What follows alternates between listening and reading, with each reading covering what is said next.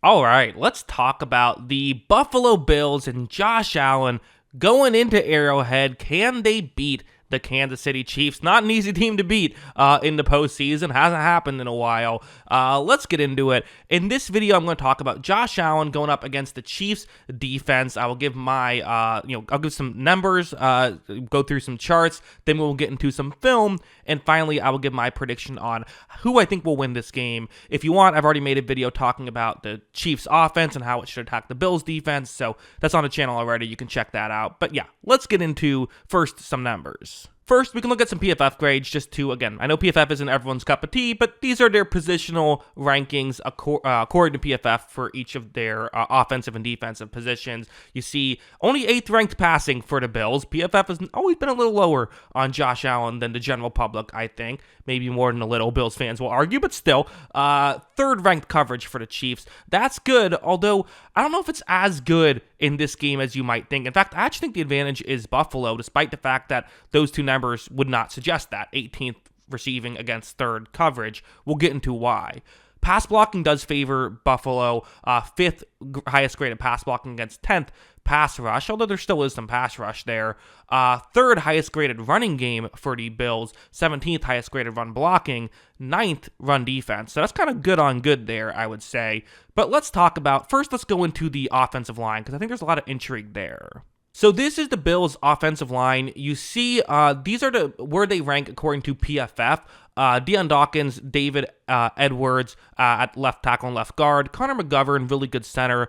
O'Cyrus Torrence, probably the weak spot of this group. So you might think that, hey, Chris Jones on the right guard might be something you see, which could mean that you just have McGovern block on that side. But of course, that can make stunts easier or blitzes easier if you know where the center is blocking. We know Spagnuolo likes to blitz, so if that can be a tell, that can really help. Part of why Chris Jones and Spagnuolo are such a good pair together. Jones can kind of force this to center one way, which then means you can blitz on the other side and you have less blockers. Spencer Brown, really good right tackle. And Alec Anderson, PFF's been a big fan of him as the 6th offensive lineman for them. He got some snaps last week. Have to assume he'll get some snaps this week as well. As for the Chiefs' defensive line, a lot of good players, really good depth here, and then also the star, Chris Jones, PFF's 2nd highest graded player. Carl Loftus has been really good. Charles Omenihu and Trayshawn Wharton. Those are probably the 4 quote-unquote, like, I don't like using starters because it doesn't really matter who starts the game. It's who gets more snaps. But those are the 4 guys who get the most snaps. Mike Dana, Mike Pinnell, and also Felix Nduke Uzama. I didn't want to write the full name out because it would stretch the chart out. I didn't want to do that. But he only had 6 snaps last week, but he made the most of them. He had a couple of big plays in that game, interestingly enough. So, yeah, they get pressure. I do think that kind of the O'Cyrus Torrence might be the way they do it. It's interesting. I think in this game, I wouldn't expect this defensive line to take over necessarily. I do think the blitzing certainly could matter in this one because that's just what Spagnuolo does. But in terms of winning one-on-ones, the only guy you really trust to consistently win one-on-ones in this game is Chris Jones. But there are guys who can win their matchups. This is not going to be, I think it'll be a battle on both sides of the ball for this one.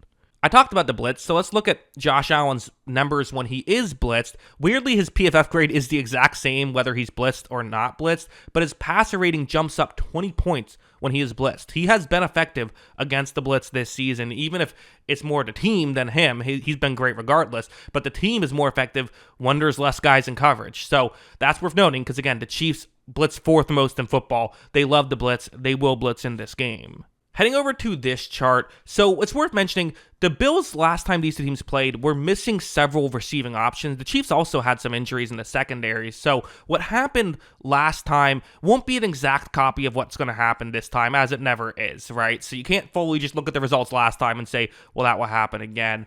But the chart you're looking at right now are the Bills' key receivers when they're playing man or when they're playing zone. What is their PFF grade and what is their yards per route ran? You see kind of a lot of guys who are pretty good either way, which is good for the Bills because the Chiefs will play both man and zone. You see Amari Cooper, Keon Coleman, Khalil Shakir, Dalton Kincaid, Matt Collins, Dawson Knox, and even James Cook get some stuff in there. What I like about this Bills receiving core is how deep it is. I didn't even bring up Curtis Samuel, who's made some plays.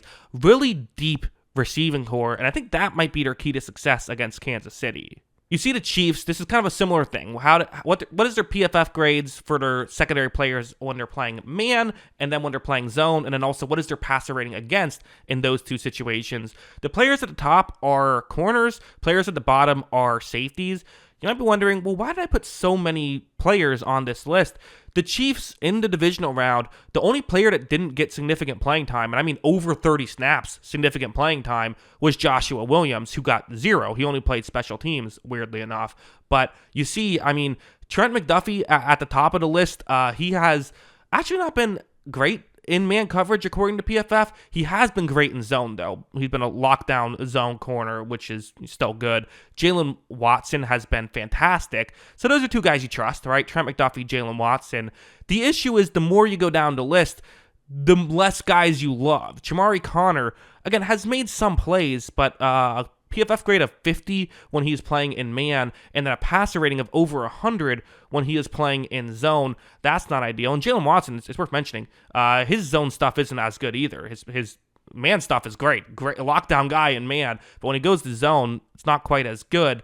Nazeez Johnson, another guy who, 148.2 passer rating against when he is in man coverage. So there's guys you can pick on. But if you're playing man, you can pick on Nazeez Johnson, and even Jamari Connor is a guy I think you can attack there. And then if it's zone, well, then just Jalen Watson isn't as good there. There's windows.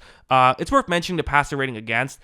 It can get a little bit fluky because, like, sometimes it's not really your fault. Like, it'll be a pass in front of you that you couldn't do anything against. Like, it's not a great stat to measure corners. There really isn't many great stats to measure corners. So that's worth mentioning as well. But then at the safeties as well, I mean, there's some issues. Justin Reed and Brian Cook haven't done very good when they played in man. I mean, you look at those passer rating against numbers, it's not pretty. Jaden Hicks hasn't done great against zone. So the point being, depth is an issue with this team that loves to rely on their depth with their corners and their safeties. I think that is the key to success. I think it's essentially, okay, who are the Chiefs trying to take away? Let's go away from that. Let's not try to force it to our best guys, because for the Chiefs, honestly, or for the Bills, honestly, I should say, like, I like Khalil Shakir, I like Amari Cooper and Keon Coleman. There's not really one of those guys where I'm like, oh, you got to get him involved. Get involved who's getting open. Last time these two teams played, this was the passing stats. You see Josh Allen, not his best statistical day in this one. 262 yards on 40 attempts, 1 touchdown, 1 pick. You see that, like I said, they didn't have their full arsenal in this game. Keon Coleman was not out there. Dalton Kincaid was not out there. And again, the Chiefs had injuries as well. But you had Khalil Shakir make some plays. Curtis Samuel, as I mentioned, made some plays. Amari Cooper made a couple plays. Dawson Knox, Mac Hollins. Like I said, this is a deep receiving core, and that's kind of what you look at.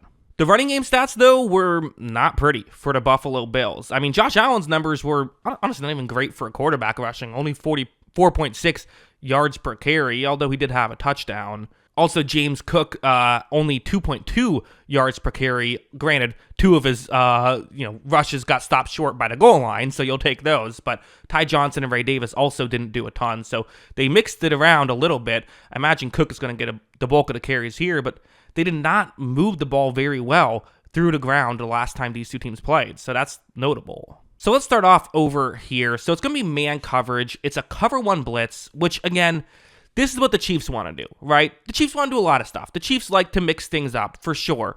But at their really what they like to do at their best is send pressure and play man coverage. So what do you do if you're Josh Allen? Well, Josh Allen takes the snap. He's going to look down the field, and he's going to fire down the field. So this is Amari Cooper in a one-on-one matchup, who already is, I think you could say this is the receiver you trust in these situations, right? But it's not just that. It's Nazeez Johnson who's going up against him, who, as we mentioned, kind of one of the depth corners you don't love if you're the Chiefs. He's the 105th ranked corner out of 108 eligible guys for PFF grades.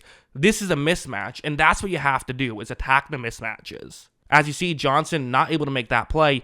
Johnson's going to have to step it up, or whoever it ends up being. Maybe they decide, let's put Joshua Williams back out there, which is what I would do. I think he's the better player.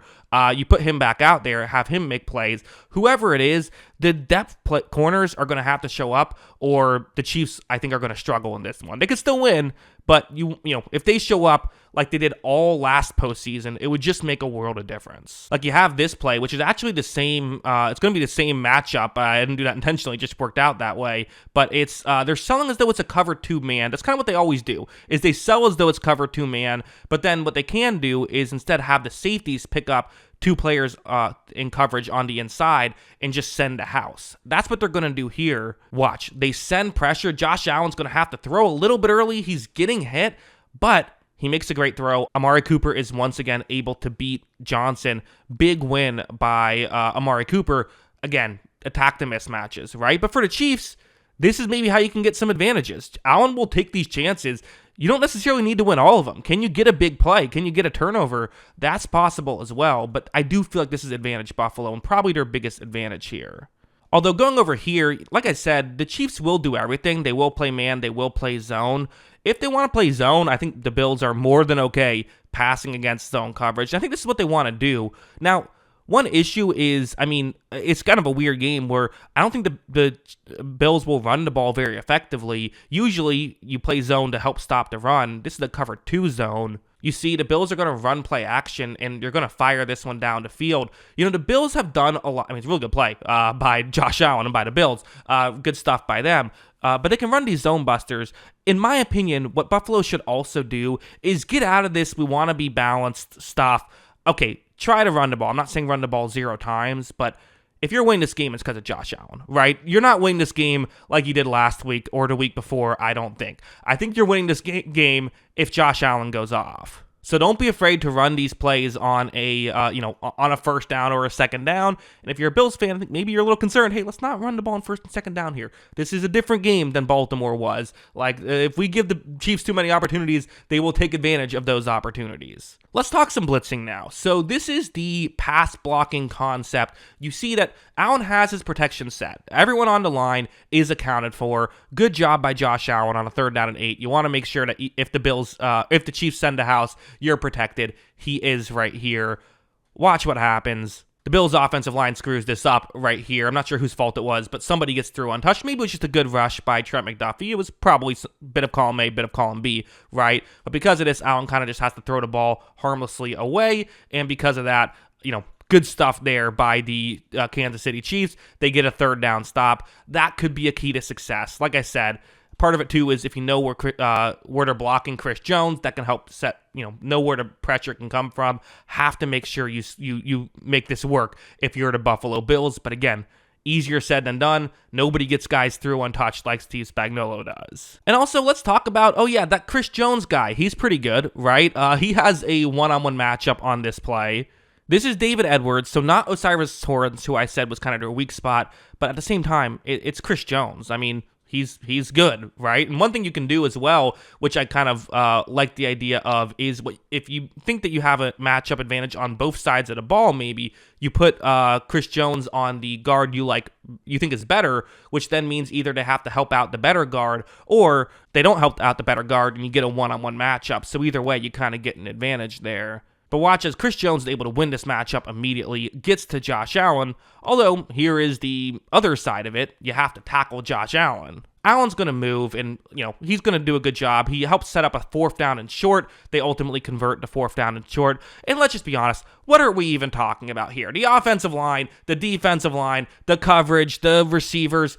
This game is going to come down to the quarterbacks, right? We know how football works in 2025. That's what happened last time, right? This play was 4th and 2. The Bills are up 2 points. And again, they were in a similar situation against Baltimore, decided to play it safe, kick the field goal. You can't do that against the Chiefs. You got to play aggressive. You got to play to win. They're going for it here. As you see, Allen's going to take the snap. He's going to not like what he sees, but steps up. As of right here, you can already tell he's about to pick up the 1st down. This looks like not the ideal situation for the Kansas City Chiefs, but Allen's going to turn this into a incredible highlight reel level play. Watch as he runs through the defense. He's going to break a couple tackles, gets all the way in. You need this Josh Allen to show up if you're going to win, right, Buffalo? Like, this is just it. These are two great quarterbacks, and while we can get into all the little details, I think this is sometimes where I can go wrong with my predictions is, I think it's fun to really get into the weeds of this stuff and say, like, oh, I don't know if I love the Chiefs' depth corners going up against these Bills' depth receivers. I don't know how much I feel great about those situations.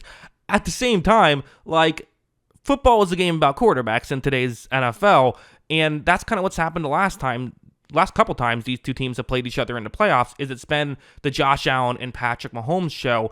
I see no reason why this would be anything different. Final predictions page here. Who do I have winning? Well, the Bills' offensive points per drive is second best in football at 3.01. The Chiefs' defensive points per drive is right at 2.00, which I brought up in my last video, is actually shockingly close to the Bills' defensive points per drive. Only 0.11 points better, which is a jump, but it's not a crazy one, as people might expect. The last time these two teams played, the Bills had a 3.33 points per drive.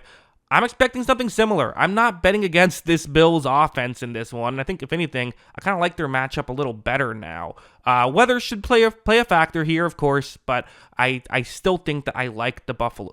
And honestly, that is kind of the X factor, is if the weather gets too bad and it becomes a running game situation, then you got to like the Chiefs' chances. But I think it should be a game where you still can throw the ball. So I'm expecting both offenses to play well, but if you remember what I said last week, my guess on how the Chiefs' offense will go, I am doing something I swore I would never do again.